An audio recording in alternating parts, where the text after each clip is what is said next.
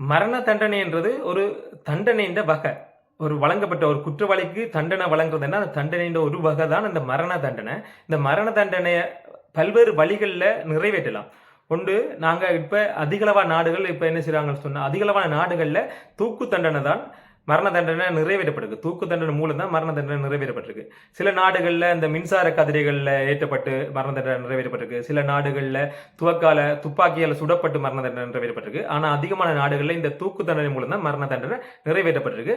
மரண மரண தண்டனை என்றது தண்டனையின் பெயர். அது நிறைவேற்றுறது எதன் மூலம் நிறைவேற்றுறாங்கன்ற அடிப்படையில் அதன் பெயர்கள் வேறுபடும்.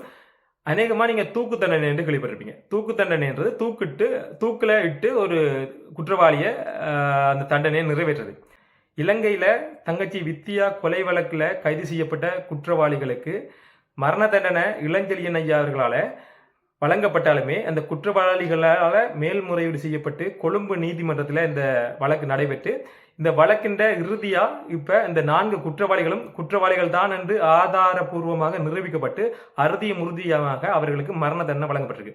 இப்படி மரண தண்டனை வழங்கப்பட்டாலுமே என்ன செய்யணும்னு சொன்னா, அவங்களால இலங்கை அரசாங்கத்தால இந்த மரண தண்டனை வழங்கப்பட்ட குற்றவாளிகளுக்கு மரண தண்டனை வழங்க முடியாது. காரணம் என்னன்னு சொன்னா, இதுக்கு பின்னால் நிறைய காரணம் இருக்கு. முதலா 1956ஆம் ஆண்டு SWRD பண்டாரநாயக்க பிரதமரா பதவியேற்றதும் இந்த மரண தண்டனை முதலா நிறுத்தப்படுது. இலங்கையில நிறுத்தப்படுது. சட்டபூர்வமா சட்டங்கள் இயற்றப்பட்டு நிறுத்தப்படுது. ஆனாலுமே 1959ஆம் ஆண்டு அந்த SWRD பண்டாரநாயக்க துப்பாக்கிதாரிகளால் சுடப்பட்டு இறந்த பிறகு அவர்களுக்கான மரண தண்டனை வழங்குறதுக்காக இந்த மரண தண்டனை மீள அமலாக்கப்படுது. இறுதியா இலங்கையில மரண தண்டனை நிறைவேற்றப்படுது 1976ஆம் ஆண்டு ஜூன் மாதம். 1976ஆம் ஆண்டுக்கு பிறகு ஆட்சிக்கு வந்த எந்த ஒரு ஜனாதிபதியுமே இந்த மரண தண்டனைக்கு கையெழுத்து வைக்கல. அதனால இங்க மரண தண்டனையும் நிறைவேற்றப்படாமல் இருந்திருக்கு. கடைசியா 2019ஆம் ஆண்டு ஆட்சிக்கு வந்த மைத்திரிபால சிறிசேனவால இந்த போதைப்பொருள் குற்றவாளிகளுக்கு மரண தண்டனை நிறைவேற்றப்படும் என்று சொல்லி ஒரு சட்டத்தை இயற்ற முனைந்தாலுமே பல்வேறுபட்ட எதிர்ப்புகளால இந்த மரண தண்டனை நிறைவேற்றப்படுற சட்டம் அப்படியே நிறுத்தப்படுது.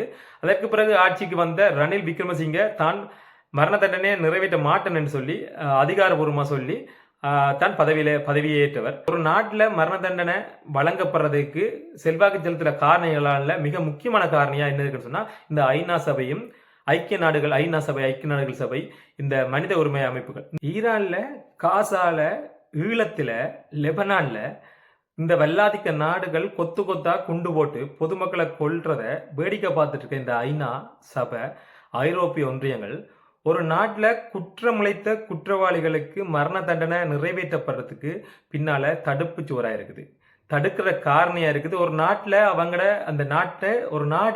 அந்த நாட்டில் குற்றம் செய்த குற்றவாளிகளுக்கு மரண தண்டனை வழங்கப்பட்டாலும் அந்த மரண தண்டனை நிறைவேற்றப்படாத காரணமா இந்த மனித உரிமைகள் அமைப்பு, இந்த ஐநா சபைகள், ஐரோப்பிய ஒன்றியங்கள் காரணமா இருக்கு. காரணம் என்னன்னு சொன்னா, ஒரு நாடு இந்த குற்றவாளிகளுக்கு மரண தண்டனை நிறைவேற்றப்பட்டா அது மனித உரிமை மீறலாக கருதப்பட்டு ஐநா சபையால, ஐரோப்பிய ஒன்றியங்களால அந்த நாட்டின் மேல அதிகளவான GSP வரிச்சலுகைகள் அதிகளவா விதிக்கப்படும். இதால பொருளாதார ரீதியில பின்னடைவை சந்திக்க வேண்டிய நிலைமை வரும். இதால நிறைய நாடுகள் இந்த மரண தண்டனையை நிறைவேற்றுறதுக்கு பயப்படுறாங்க.